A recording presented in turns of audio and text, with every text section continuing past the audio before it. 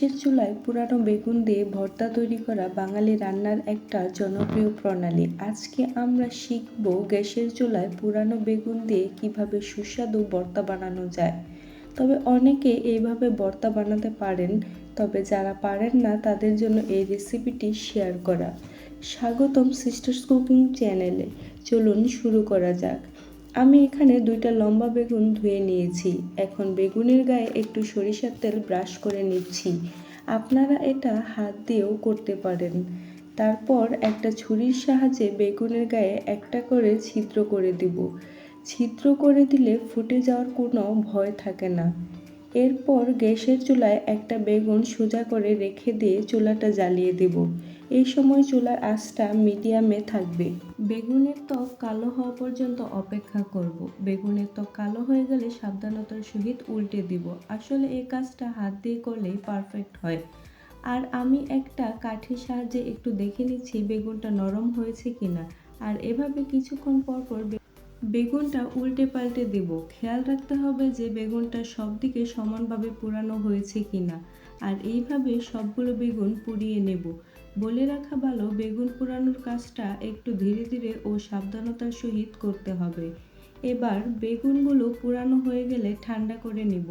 বেগুনগুলো দেখতে এরকম নরম হবে।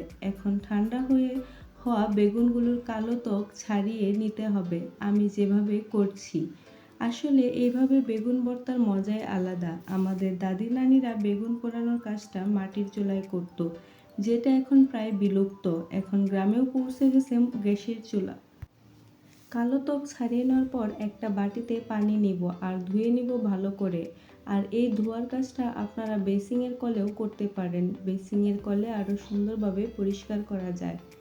ধুয়ে নেওয়ার পর একটা ছুরির সাহায্যে মাঝখান দিয়ে কেটে দেখে নিব যে ভিতরে পরিষ্কার আছে কিনা, কারণ বেগুনের ভিতর পোকা থাকা একটা কমন ব্যাপার। এরপর ছুরির সাহায্যে বেগুনগুলো কুচি কুচি করে কেটে নেব। আপনারা এটা চামচ দিয়েও করতে পারেন। কুচি কুচি করে কেটে নিলে বেগুনগুলো মাখানোর পর দেখতে সুন্দর হয়।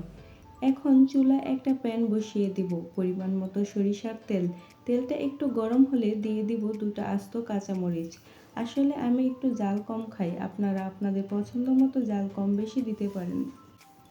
কাঁচামরিচগুলো একটু ভেজে তুলে নেব আর দিয়ে দেব 1/3 কাপ পেঁয়াজ কুচি।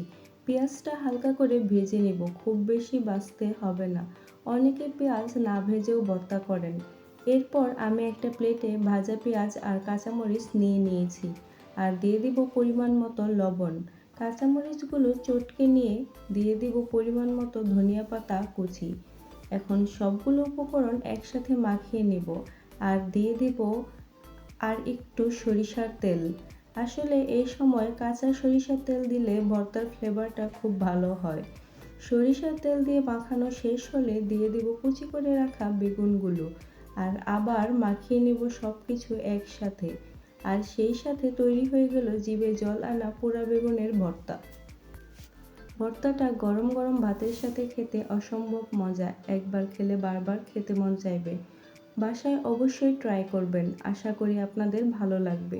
রেসিপিটি ভালো লাগলে অবশ্যই চ্যানেলটি সাবস্ক্রাইব করে পাশে থাকবেন। ধন্যবাদ।